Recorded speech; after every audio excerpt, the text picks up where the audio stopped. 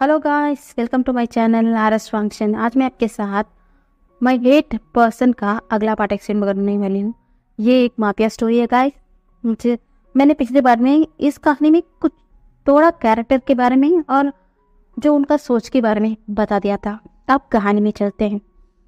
आज RAM action में सब लोग एक साथ डिनर टेबल पर बैठे हुए थे, क्योंकि आज उनका दोनों ओमेगा बेटा यानी कि वेमशियन और जंगशा दोनों 18 के हो चुके थे, क्योंकि अब कुछ ही समय बचा है कि उन्हें ये बताने की यानी कि पूरे ही उनकी माफिया वर्ल्ड में ये बताने की उनका अगला हायर कौन है, जंगशा बनेगा या विंग बनेगा। उन्हें ये तय करना है और इसका निर्णय सिर्फ पेनमैन ही कर सकते हैं, क्योंकि वही अभी का माफिया किंग थे। इसलिए मैडम यू तो लाखों कोशिश करती थी, क्योंकि वो चाहते थे कि उसका बेटा जंगशा ही बने। जो उसका डैड का गद्दी है वो उसे ही मिले, ना कि विंग को। वो पहले से विंग को पसंद नहीं करती, क्योंकि उसका हस्बैंड हद से ज्यादा या कहो उससे भी ज्यादा विंग को प्यार करता है। ये उसने जान लिया है और ये भी एक वजह है। तो वो कभी भी विंग को तो बनते हुए नहीं देखना चाहती थी। इसलिए वो हमेशा कुछ ना कुछ ऐसा ट्रिक आजमाती, क्योंकि वो यानी कि जंगशा सबके नजरों में आए।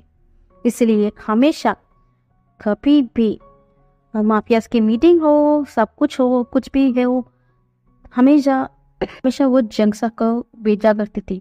वो कभी भी नहीं चाहती थी कि विंग वहां पर जाए, और वैसा ही होता था, क्योंकि कार से कभी भी नहीं चाहती थी कि विंग वहां पर जाए। वो हमेशा विंग को एक नॉर्मल जिंदगी जीना चाहती थी। वो कभी भी इन माफिया के चक्कर में कभी भी विंग को पड़ता हुआ तो नहीं देखना चाहती थी। इसलिए वो कभी भी ये नहीं कहती कि तुम भी जाओ बेटा, तुम भी इसी फैमिली का हिस्सा हो, तुम्हें भी तो वहां पर जाना है। ऐसा नहीं बोलती थी। वो जानती थी कि उसका बेटा सबसे ज्यादा स्ट्रांग है, सबसे ज्यादा एक अल्फा से भी ज्यादा स्ट्रांग है। तो वो कभी भी वरीड तो नहीं होती। फिर भी वो कभी भी जाने के लिए वहां पर जाने के लिए इंसिस्ट भी नहीं करती है कि विंग तुम वहां पर जाओ, मीटिंग अटेंड करो। इसके चलते सिर्फ जंगशा ही जाता था। और एक वजह भी है कि वो मैडम यू क्यों विंग से चलती है, क्योंकि विंग बहुत ज़्यादा ब्यूटीफुल है, बहुत ज़्यादा। वो आज तक जितना भी ओमेगा देखी है, यानी कि यानली भी ओमेगा है, इतना ज़्यादा ओमेगा देखी है, फिर भी विंग सबसे ज़्यादा खूबसूरत था। क्या कहो, उसका बेटा जंगशा से भी ज़्यादा खूबसूरत था।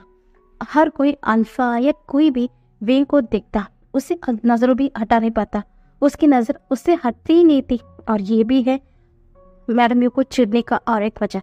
वो हमेशा से क्या बोलते हैं, और भी मन में ग्रस्त लगती थी विंग के लिए। वो इतना ज्यादा ब्यूटीफुल कैसे हो सकता है, वो इतना ज्यादा ब्यूटीफुल ओमेगा कैसे हो सकता है, क्योंकि वो कभी कभी वो भी स्टन हो जाती थी विंग को देखकर। वो भी कभी कभी मिसमराइज हो जाती थी। इसलिए वो ये भी डरती थी, क्योंकि हाँ विंग ना यहाँ पर राज करने लग जाए। हाँ ये भी उसी घर का बेटा है, फिर भी उसका क्या बोलते हैं, उसका हस्बैंड ही तो माफिया किंग है। तो इसके चलते उसका बेटा को ही तो आना पड़ेगा, है ना। तो विंग कैसे बनेगा, यही सोच वो रखती थी। आज आज तो फेनमियन कुछ बताने वाले थे, इसलिए सब लोग बैठे हुए थे। तभी फेनमियन बोलते हैं, विंग देखो बेटा, तुम भी इस माफिया फैमिली के हिस्सा हो। तुमने आज तक कोई भी मीटिंग्स में किसी में भी शामिल नहीं हुए, समझ में आया तुम्हें। मैं चाहता हूँ कि अगले मीटिंग पे तुम आओ, तुम भी देख लो हमारे राइवल्स के बारे में, जो हमारे अपने हैं, सबके बारे में तुम जानना चाहिए विंग। मैं चाहता हूँ कि तुम आओ अगले मीटिंग में। तभी विंग ना अपने फादर की तरफ देखता है, तो उसके फादर एक नोट करते हैं। तभी विंग भी बोलता है, जी डैड, मैं भी आऊँगा। क्योंकि विंग ना यहाँ पर उसका फादर को भी डैडी बोलता है, फेनमियन को भी डैडी बोलता है। वो कभी भी इन दोनों में फ़र्क नहीं किया है। पर मैडम यू कभी भी उसे माँ नहीं बोलने देती। उसे हमेशा यही बोलती थी कि मैं तुम्हारी मॉम नहीं, इसलिए तुम मुझे आंटी बुलाओगे। और ये बात फेनमियन को बहुत खटकती थी। वो हमेशा से चिढ़ते थे। वो बोलते थे कि ऐसा क्यों करती हो, वो भी तो हमारा बच्चा है। पर मैडम यू चीखते हुए बोलती थी, नहीं वो हमारा बेटा नहीं है, सिर्फ जंगशा ही हमारा बेटा है। ऐसा बोलकर वो टाल देती थी। इसलिए ना चाहते हुए भी फेनमियन वहाँ से चले जाते थे। तभी विंग भी हाँ कर देता है। तो मैडम यू की मुट्ठी कस जाती है। वो कितना कोशिश करती थी कि ये ना जाए। हाँ, आज तक ऐसा ही हुआ, पर अब क्या होगा, अगला मीटिंग में उसे जाना पड़ेगा, तो वो क्या करेगी, यही सोचती है। फिर भी कोई नहीं, कुछ भी हो जाए गद्दी में तो उसका बेटा ही बैठेगा, यही उसने सोच लिया। तभी हमारा जो फिल्मियों ने क्या बोलते कामसे सर और वे चांसे की तरफ देखते हैं।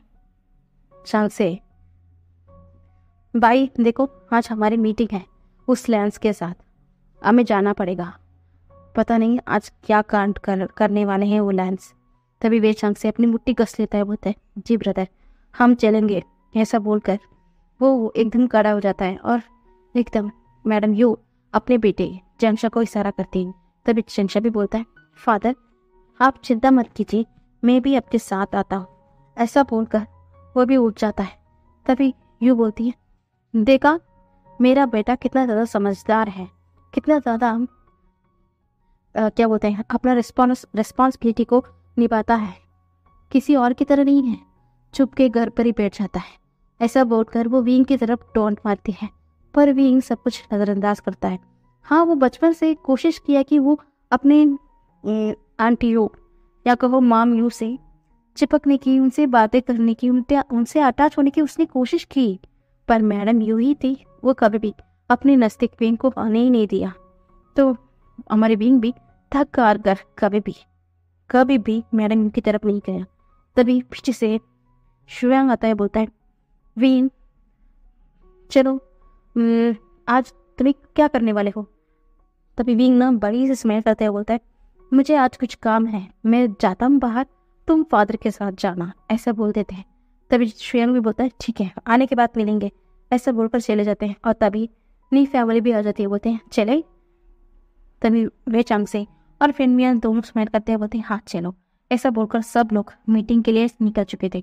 दूसरी तरफ लैंड हाउस में जेल और लैंस सब लोग डिनर टेबल पर बैठे हुए थे, सब लोग बातें कर रहे थे। तब हमारा जो लैंड कुरन है बोलते हैं कि आज मीटिंग वे फैमिली के साथ है।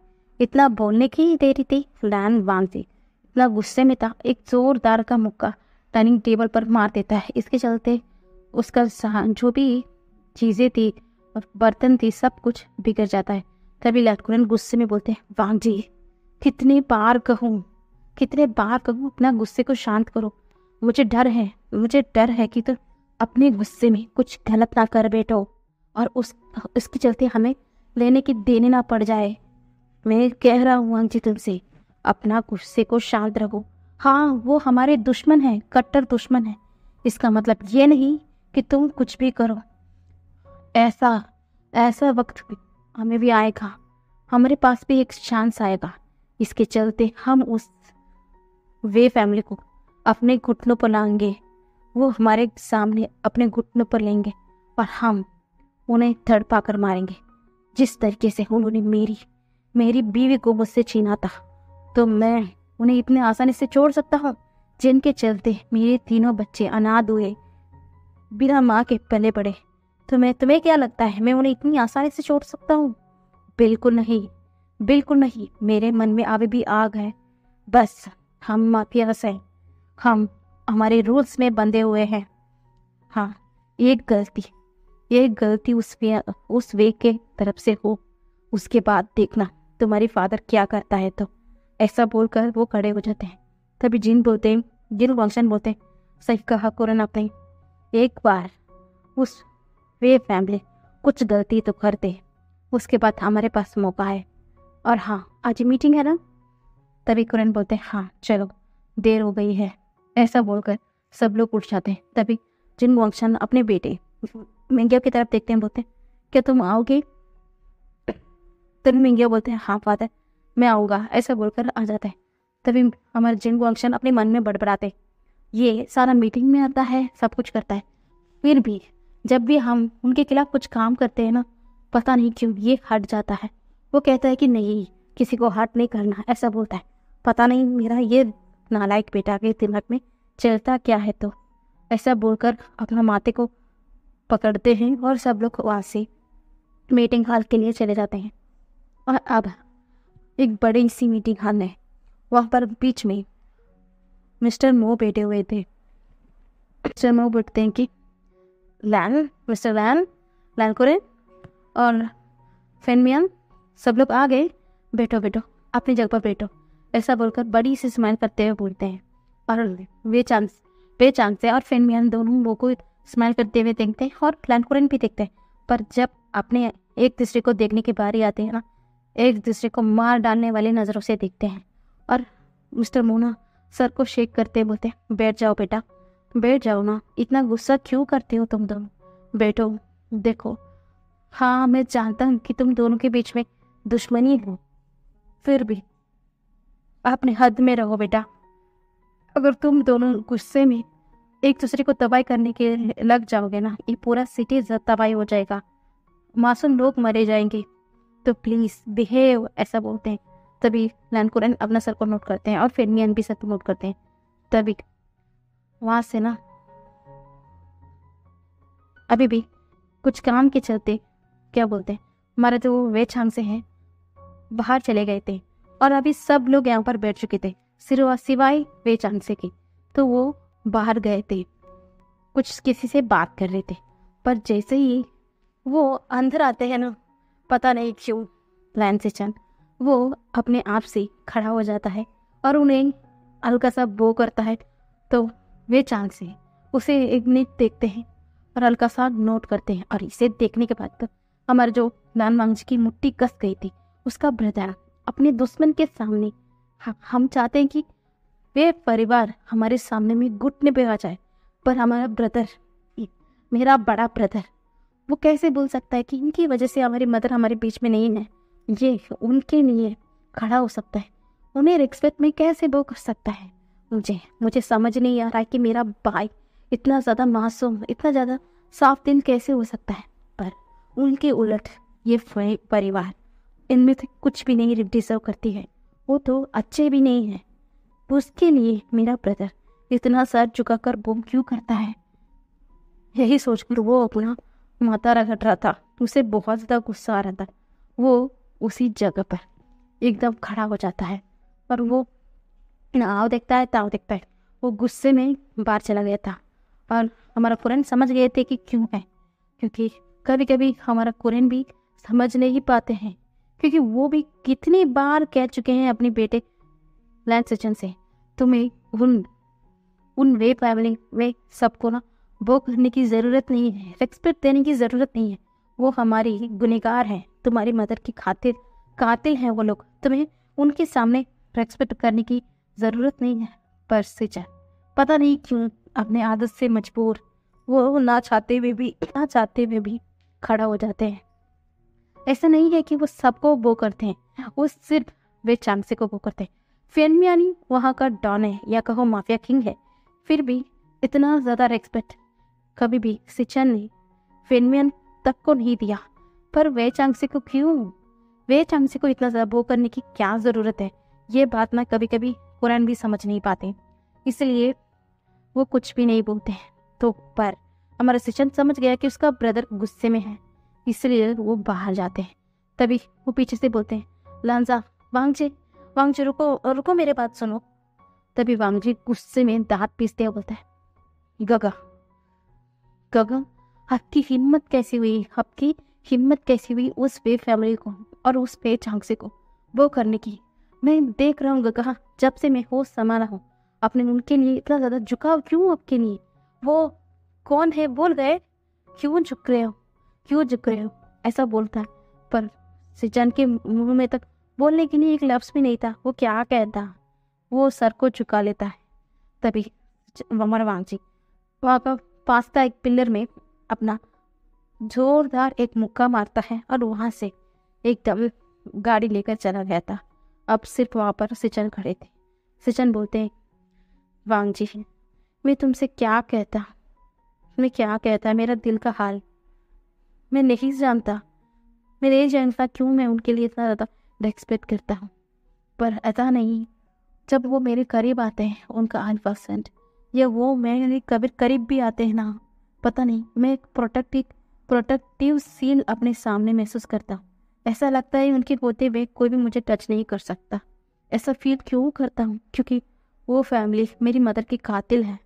फिर भी मैं ऐसा फील क्यों करता हूँ, मैं कैसे बताऊँ? अगर मैं ये बात तुमने बता दिया तो तुम पता नहीं तुम कैसे रिएक्ट करोगे। तो इसलिए मेरे मन में जो बात है वो सिर्फ मेरे मन तक ही रहेगी। हर हाँ वांग जी, तुम्हारा गुस्सा ये ठीक नहीं है। पता नहीं किसी दिन हमें ना ले डूबे तुम्हारे ये गुस्सा। अपने आप को शांत रखना भाई। ऐसा बोलकर वो अंदर चले जाते हैं। अंदर ना क्या बोलते हैं उनके डील्स के बारे में, जिनमें कभी भी लैंड के डील्स में कभी भी वे फैमिली नहीं आ सकते और पे के डील्स में कभी भी लैंड्स नहीं आ सकते। कुछ उनमें उनके आपस में ही कुछ डील्स के बारे में, कुछ समझौते के बारे में बातें किया जाता है। तभी मिस्टर नो बोलते हैं, हाँ पहचान से मैंने आज तक तुम्हारे बेटे को यहाँ पर नहीं आते हुए देखा। हाँ हम सब ने तुम्हारा बेटे को तो देखा यानी को, पर क्यों कभी भी तुमने अपने बेटे को यहाँ पर नहीं लाया? तभी फिल्मियन रोकते हुए बोलते हैं, पर हाँ वो आएगा, अगला मीटिंग में वो भी आएगा, मैं लेके आऊँगा, ऐसा बोल। तभी मिस्टर मो स्माइल करते हैं, पर बाकी सारे लैंड्स जो भी थे वो कुछ आइस को नैरो करते हैं, क्योंकि आज तक उन सबको वे फैमिली में कितने भी शख्स हैं, यानी कि यानली हो और उनके वाइफ, सबके बारे में सबको पता था। पर उनका छोटा बेटा हफीम कैसा दिखता है किसी को पता ही नहीं है, क्योंकि जब से होश संभाला है वो यहाँ पर आया है मीटिंग में या कुछ भी पार्टी में, पर कभी भी कांगसे ने उसे आने ही नहीं दिया। इसलिए वो लोग कभी भी उनका छोटा बेटा वींग कैसा दिखता है किसी को पता ही नहीं है। अब दूसरी तरफ हमारा वांग जी गाड़ी में बहुत गुस्से में था। वो इधर उधर चिल्ला रहा था, वो बहुत ही तेज गाड़ी चला रहा था। पर जैसे ही वो गुस्से में वो दूर एक पार्क की तरफ देखता है और वहाँ पर अपना गाड़ी रोक देता है। वो अपने आप को शांत करने की कोशिश कर रहा था। तभी उसकी नज़र सामने की तरफ जाती है। वहाँ पर एक मदर अपने बेटे को अपने हाथों से खाना खिला रही थी, उसे बातें कर रही थी, उसे लाड प्यार कर रही थी। और वांग जी जब उसे देखता है ना, उसकी आंखों से आंसू बहना शुरू कर देता है। क्यों मॉम, आप मुझे छोड़कर चली गई, ऐसा बोलकर उसकी आंखों से आंसू बहता है। तभी वो सोचता है, नहीं आपने हमें कभी भी छोड़कर नहीं गया था, ये सब कुछ उनकी वजह से, उन लोगों की वजह से आप हमें छोड़कर चली गई। मैं उन लोगों को नहीं छोड़ूंगा मॉम। देखना फादर क्यों ना कहने कि हाँ शांत रहो, पर मैं इतना शांत नहीं हुआ। आपको मुझसे उन लोग ने छीना है तो मैं उन्हें कितना अच्छा तो नहीं रहने दे सकता। मैं उन्हें बर्बाद कर दूंगा माँ। मैं इंतज़ार नहीं करूँगा माँ। देखना मैं उनकी इज्जत उन सबको बर्बाद करूँगा, उन्हें घुटनों पर लाऊंगा। देखना माँ, मैं ऐसा नहीं किया ना, मैं आपका बेटा वांग जी नहीं है, ऐसा बोलकर देख रहा था। तभी उसकी नज़र सामने से एक पर्सन पर जाते हैं जो बहुत सारा बच्चों के बीच में खेल रहा था, हंस रहा था, बातें कर रहा था। जैसे ही वांग जी उस इंसान को देखता है ना, उसकी नज़र तो उस इंसान से हट ही नहीं रहती। कितना ब्यूटीफुल पर्सन है वो, कितना ब्यूटीफुल है। ब्लैक शर्ट में, एक ब्लैक कलर जीन्स में, बहुत ब्राइट सी स्माइल है उसकी, और उसकी फोटो के नीचे वो तिल और वो गुलाबी लिप्स, सब कुछ उसे इतना अट्रैक्शन फील कर रही थी। पता नहीं क्यों वांग जी उससे नजर ही नहीं हटा पा रहा था। कब वो देखते देखते गाड़ी से निकलकर उस इंसान के करीब चला गया, उसे ही पता नहीं चला। जैसे ही उससे थोड़ा दूर में रुका, उसे उसकी सेंस से ये महसूस हो चुका कि ये एक ओमेगा है। तो पता नहीं क्यों वांग जी के दिल में बहुत एक सुकून का फील हुआ कि ये ओमेगा है। और पता नहीं क्यों वो अपने आप में बोलने लगा कि ये उसका है, माइन। और वो देख रहा था कैसे ये इंसान बच्चों के सामने इतना प्यार से खेल रहा है। और उसे देखकर वांग जी के फेस में भी एक छोटी सी स्माइल आ गई। और ये जिस तरीके से मैं बता रही हूँ आपको समझ में तो आ गया होगा। और ये हमारा बीइंग था जिससे वांग जी इतना ज़्यादा नफरत करता है, उनके फैमिली से इतना ज़्यादा नफरत करता है। और इस ये ना जानते हुए, क्योंकि ये वे फैमिली का ये किस्सा है, ये ना जानते हुए भी वांग जी पहली नज़र में उसे अट्रैक्शन फील कर चुका है।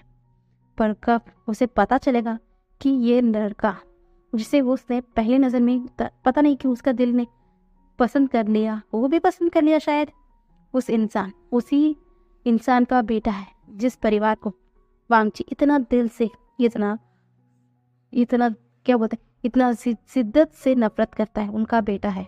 तो वांग जी क्या करेगा? क्या वांग जी अपने गुस्से के चलते, या कहो अपने गुस्से के चलते, जैसा उसका ब्रदर, उसका फादर सब लोग ने कह रहे हैं ना कि वांग जी कुछ गलत ना कर दे, क्या वांग जी गलत कर देगा? हम आगे आने वाले पार्ट में देखेंगे। Bye bye.